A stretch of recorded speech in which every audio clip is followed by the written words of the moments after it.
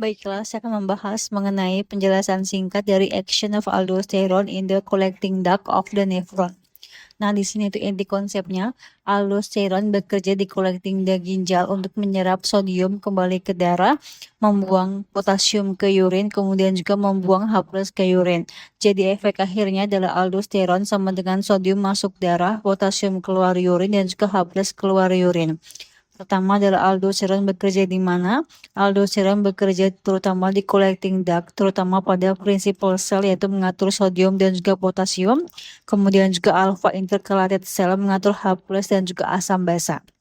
Nah, efek aldosteron pada principal cell yaitu aldosteron meningkatkan reabsorpsi sodium, aldosteron meningkatkan kerja enak, kemudian juga enak sama dengan epithelial sodium channel.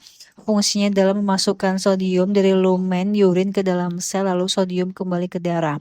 Akibatnya adalah sodium diserap kembali, air ikut terserap, volume darah naik, tekanan darah bisa naik. Kemudian juga B, kenapa potasium jadi keluar ke urin, yaitu saat sodium masuk dari urin ke sel, lumen urin menjadi lebih negatif. Bayangkan begini, sodium itu muatan positif. Kalau sodium diambil dari lumen urin, yaitu lumen menjadi lebih kosong positif, relatif negatif. Kemudian juga lumen yang negatif ini akan menjadi menarik potasium keluar dari sel ke urin melalui kanal Romka. Nah, kemudian juga jadi sodium masuk ke darah menyebabkan lumen negatif, potasium tertarik keluar sehingga potasium dibuang lewat urin.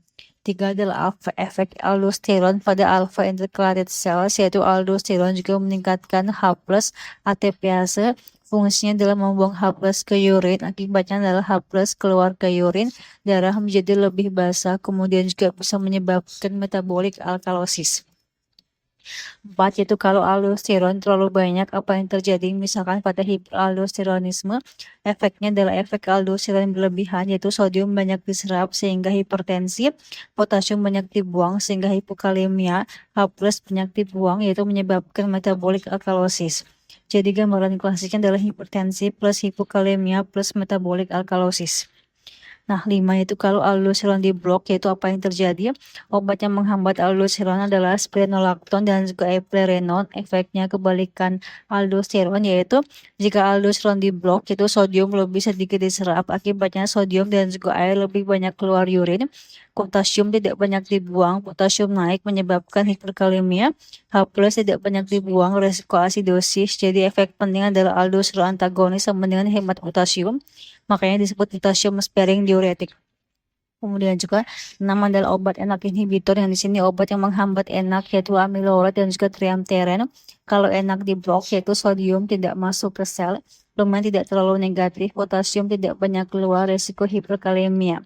Cara mudah menghafal itu rumus yang bersimpel yaitu aldosteron sama dengan sodium save potasium secrets H+ secret, artinya adalah sodium disimpan, K+ dibuang, H+ dibuang.